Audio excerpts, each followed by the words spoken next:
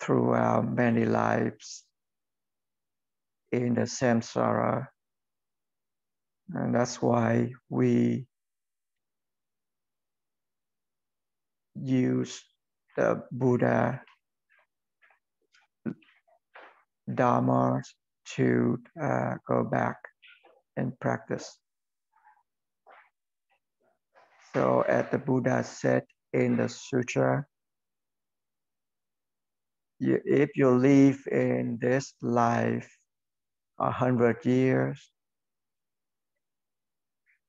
and you don't know about the mainstream Dharma from Buddhism, it's not like a person who lives just one day and approach the mainstream Dharma from the Buddhism and practice for just one day. So if we don't know Buddhism and don't practice, we will continue to live in a dualistic world, and we continue to suffer from all these created of the minds. We will suffering from all these emotions, all these diseases, all these death, all the troubles that you had in this world. When you understand the Dharma from the Buddhism, it's not only the knowledge or the understanding that you're keeping. You must practice. You practice until you reach your Buddha nature.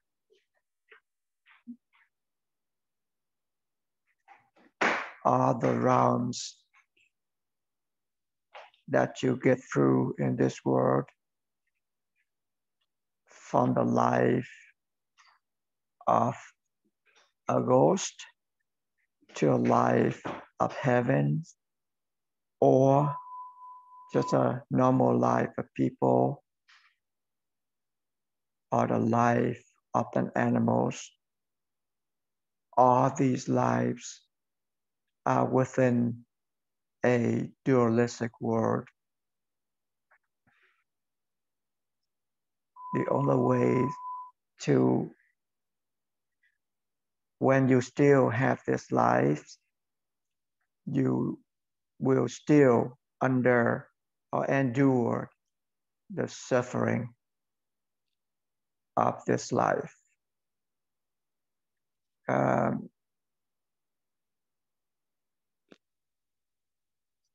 Even when you're practicing and if following unorthodox methods, you can still suffering from anything in this world. Just like there's a unorthodox practitioner in the times of Buddha, when he practicing meditation at the next to the river, and he experienced a fish just jumping up and down in the water. He's vowed that if he's during the practice, those are the interference for his practicing. So he vowed to be a bird, the eagle to the catch the fish. If he get enlightenment. Or when he tried to find a place, quiet place in a forest, and he practicing in a forest, and he hear all these sounds from the birds, and when the bird chirping just bothering him again, interfere with his practicing, and he vowed that he can be a fox to get the bird. So because he practicing an orthodox practice, he still get bothering from all those surrounding activities or circumstances. So now in this method, which is a mainstream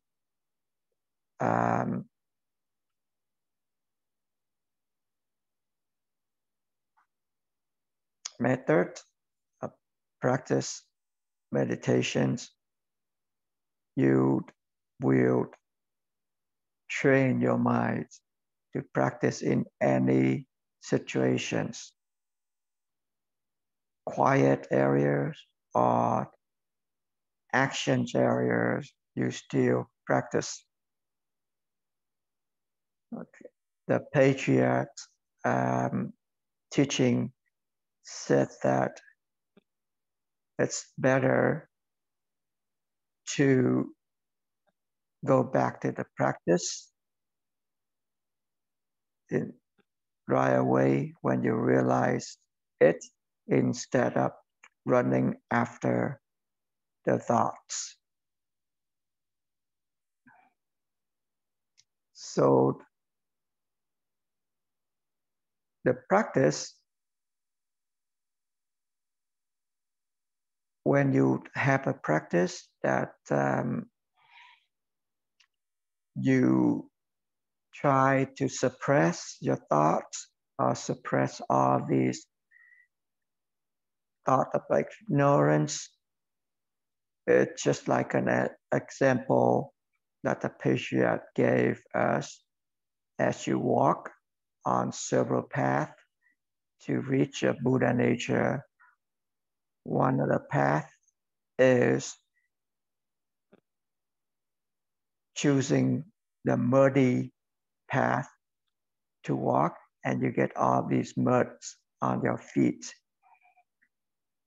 So you have to stop to wash your feet. And that is the ways that you practice. And this practice is not effective practice. Why don't you choose another path that's smooth and easy to go without any muds?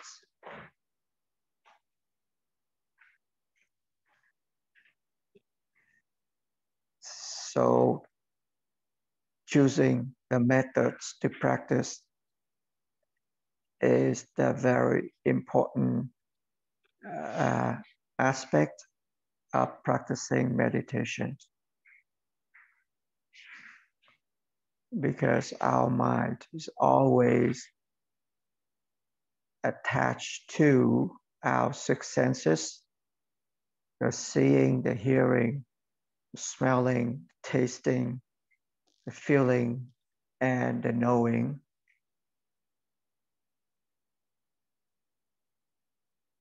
When you attach yourself with all these six senses, you will run after them. So when you practice meditations, and especially this method of asking questions and raising doubts, the doubts will automatically sweep up all these thoughts arising from the six senses that you had. when you have the thought of ignorance arises in your mind, it's just like a rope tied to the nose of a cow, and the other end is attached to a pole, and that pole is the ignorance. When you are that cow being tied to a pole by a rope like that, no matter how you walk, you're still walking around that pole of ignorance. So the patriarch Zen that we had is a way that you will detach yourself from that pole of ignorance, which means you stay away from all those thoughts arise in your head. Okay, so now if you have any questions or want to share any experience, just go ahead and ask questions. Don't be hesitate to ask questions, because it will help you to improve in your practice. Don't be afraid. If you have any problem at all during the practicing, ask questions. Sometimes it's just because of your habit that you've been through all this life. You cannot change that in just one day. But when you practice, you will slowly. The practice in Buddhism has many means. The means is just a way of practicing, and it's pointing to the same thing. So it's just like in a family, you a husband to your wife call you husband. You are a father to your kids call you daddy. And if you have any grandkids, they're gonna call you grandfather. And when you go to work, somebody call you by your name. And all these calling still referring to you. So all these callings that you get from the families or around in a society are just a means to call you. So you have different names, but it still refer to you. So Buddhism has several methods, several ways to go back to the Buddha nature, but different methods will depend on different people, depend on how much attachment they had. They will get along with different methods. Certain methods gonna go directly, certain methods gonna go around, but it's gonna go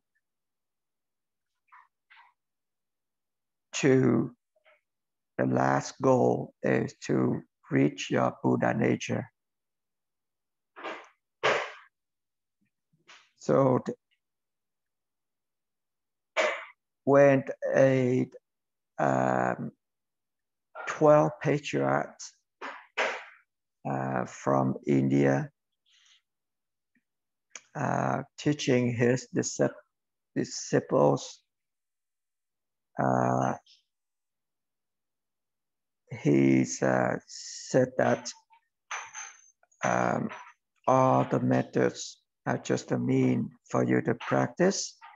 You have to detach yourself from the practice eventually to reach a Buddha nature. So in Tibet, the Tibetan monks, they used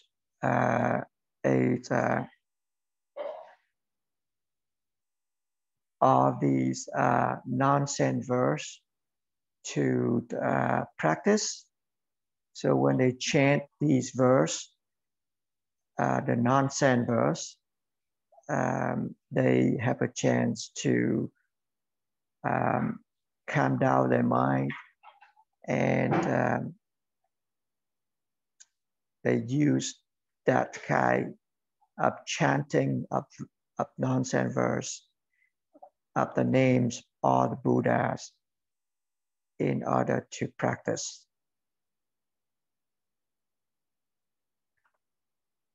In the practice of chanting the Buddha names and other methods in Buddhism, at first they use the means of chanting the Buddha names to direct their mind away from all this thinking.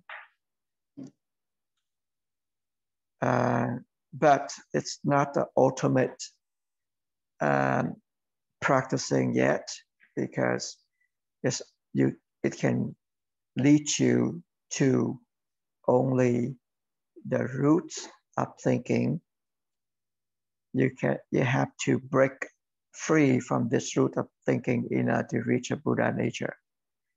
And that's why chanting Buddha names still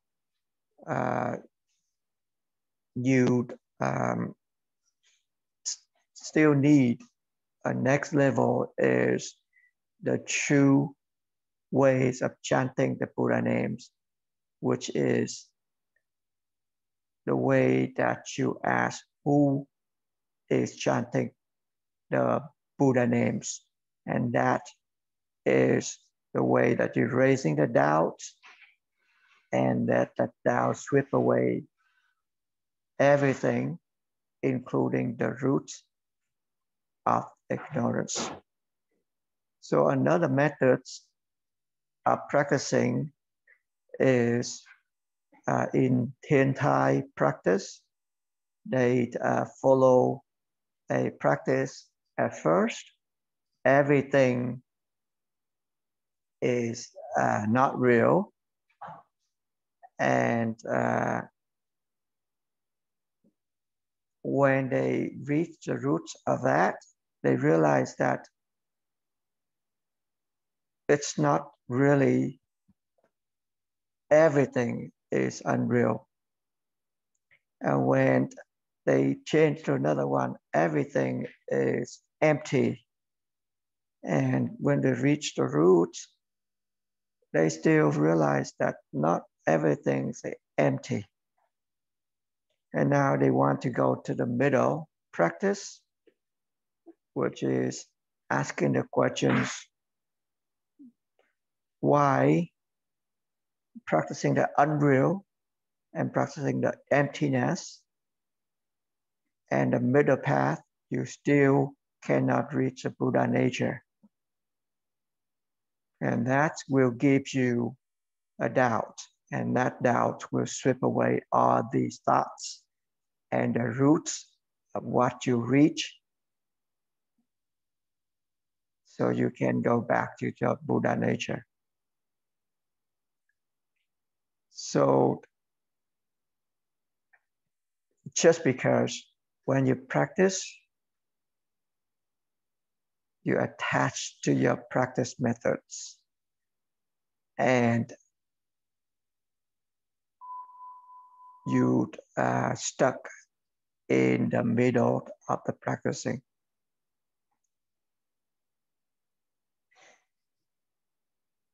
So now the Hautou is the doubt, the roots of the doubt that you had at the end of the practice. Doesn't mean that you don't have any thoughts going on,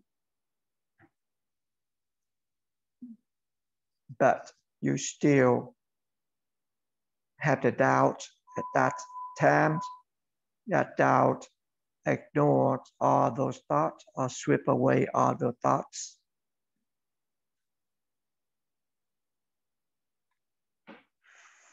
For you, and that is a practice.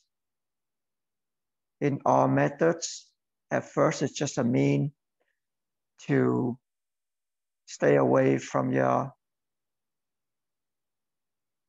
thinking, but eventually you still have to have a doubt in order to reach a Buddha nature. If you don't have a doubt, you won't be able to reach the Buddha nature. So go back to your questions. If you practice the Tibetan methods,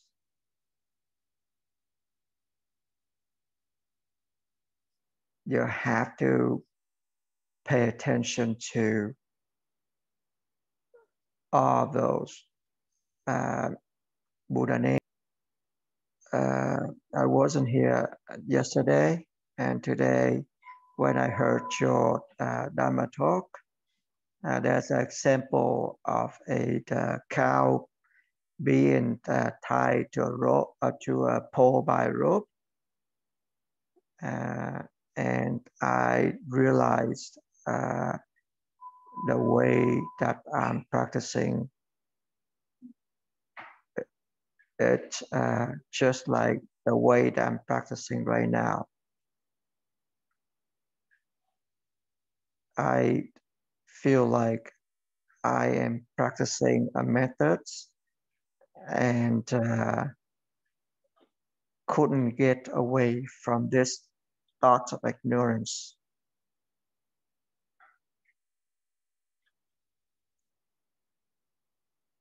And I feel like I am not brave enough to break, to can escape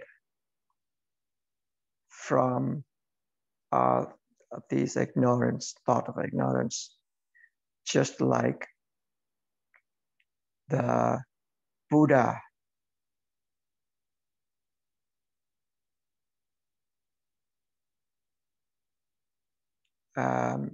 when he's left his wife to find a way to get rid of these thought of ignorance. He's not leaving his wife. He's trying to find a way so he can help his wife, his family, and the whole world to get rid of this thought of ignorance. But however, the way of his practice is not to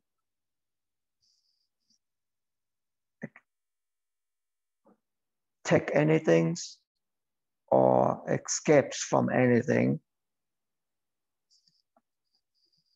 You just do the practice and let the practice strip away all these thoughts created in your mind. So this practice, you will asking the questions and raising doubt, and the doubt will automatically strip away all these thoughts of taken or escape from anything.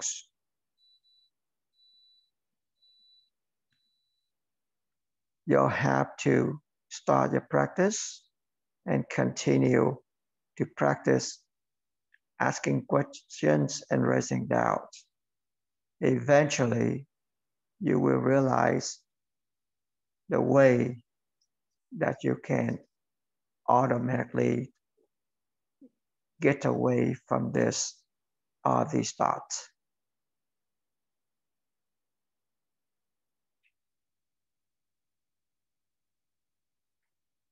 So in our meeting today, I will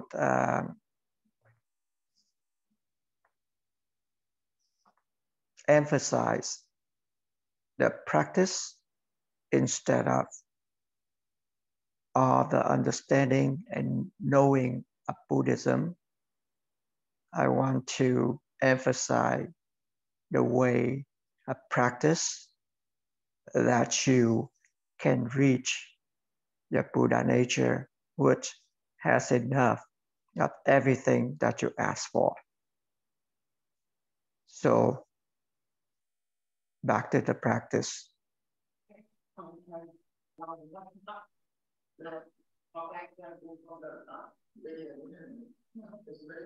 So I'm still on that path. So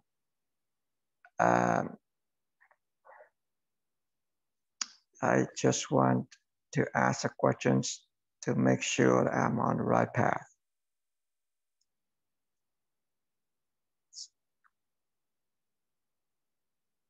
So when you're practicing the methods, it's just like a way for you to get away from all these thoughts of ignorance.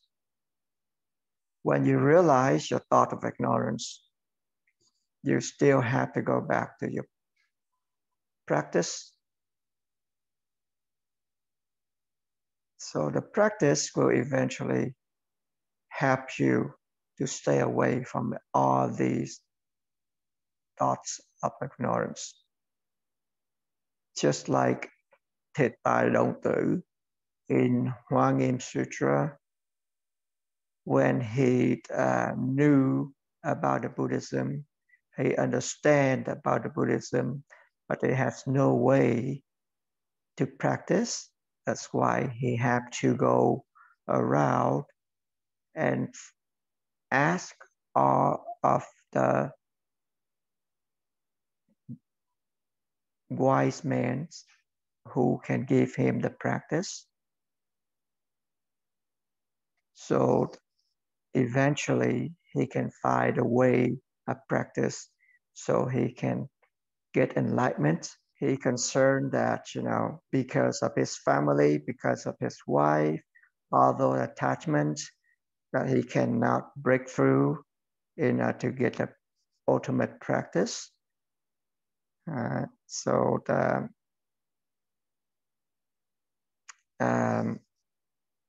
he realized that, if he can break through this rope,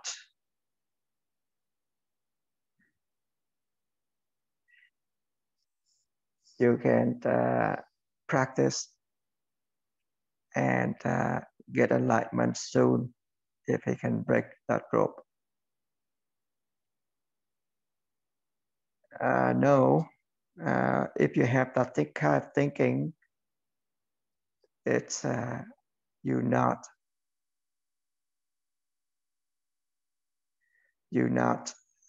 breaking through, and that's going to be a serious problem or another attachments that you put yourself in. Just like a story that there's a man who has a family of his own and go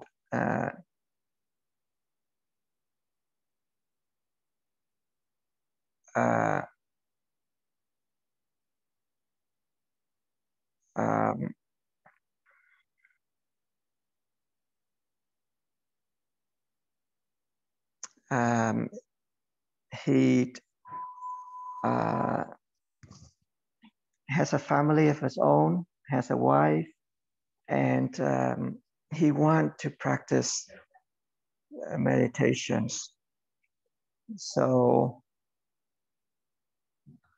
he, on the way to find a practice, he decided to go on and find a practice. And his wife at home was involved in another relationship with another person. So when they come back, he saw that he didn't have any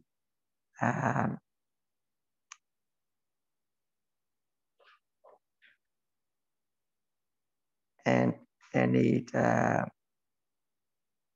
anger or anything to blame his wife, but instead he decided to divorce his wife so she can live with that. So another person who practicing the Hautou methods right now, when he practicing, during the practicing using the Hautou, he came back with another questions. When a patient came to the doctor, what was before the patient came to the doctor, what was his disease? And he want to ask a question related to science. So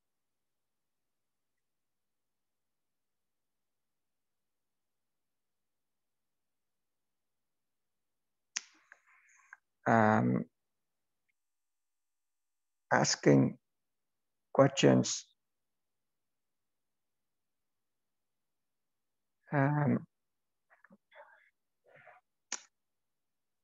the question, what are questions, you don't have the answer, but when you're asking question like that, you will have the questions, your answer, you will have the answer.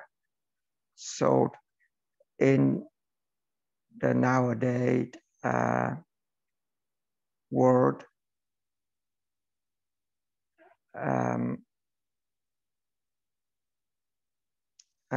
he wanted to ask a question, what the Hautou methods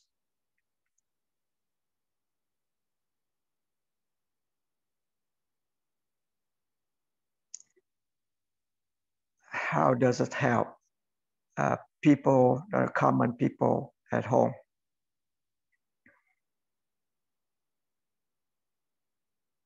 So at first, I want to be straight from your questions that the methods, the Hautou methods, or the Zen, Patriot Zen, is not a product created by all those patriots from China. So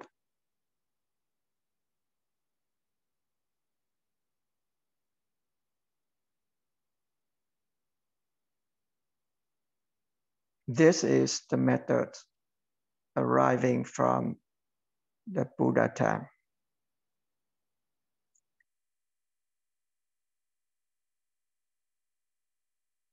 And the Buddha have taught this toward the end of his life for those who have already believed in the method.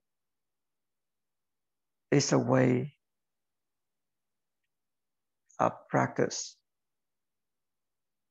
If you have a question that have the answer, you won't be able to detach yourself from all this thinking. So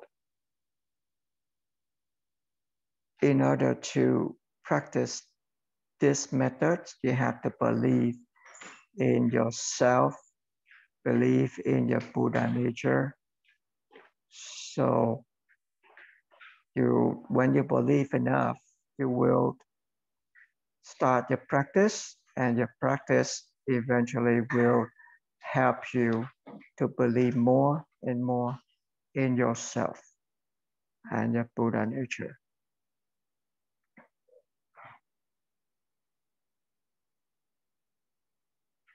And this is the direct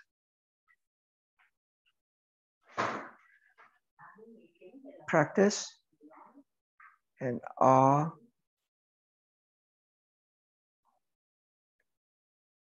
when the patriarch name the methods, that's just the name.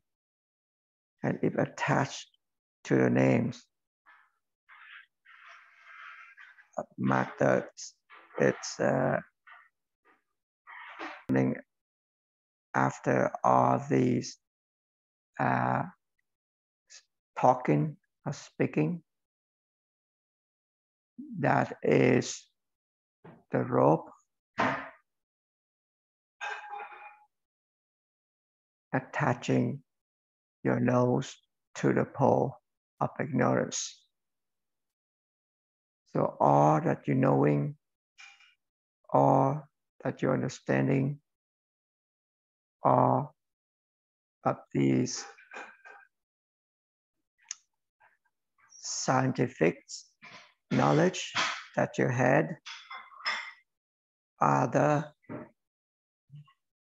attachments that you're running after. So in science,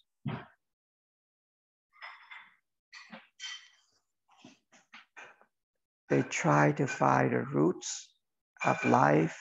They try to find the reasons for everything. But in Buddha teaching, the Buddha said that there's no beginning, no end. And if people believe in the beginning and the end, he said that they being attached to the thought of ignorance. So all those religions, all those scientific proven, they try to find the roots, the beginning of life, and reason for all, the end of life. And if you don't detach yourself all these thinkings, you will still attach yourself to that pole of ignorance. You must realize, what are you? What is the root of all these thoughts that you have in your head? So if you attach to all these thoughts, all these words, you won't be able in, and who can, and you can create a lot of things for this world. You can bring all the knowledge to this world. However, if you had a disease that destroy your brain, just like a stroke, and you become another person already. So who is that person who had all this knowledge before? And now who is this person that had this kind of disease and forgets about everything? You don't realize who you are even. Then all of these knowledge that you had acquired during your life still gonna be the suffering that you had for this life. You cannot detach yourself from all these. I would life right now. We're running out of time right now, so we will continue with this in this afternoon. And I will take the time for you guys to practice and go back to the practice. And the more you practice and the more you hear, you will release yourself from all these words and just believe in yourself more and come back and practice. And hopefully that you can use these Dharma talk to go back to your practice. Thank you for listening.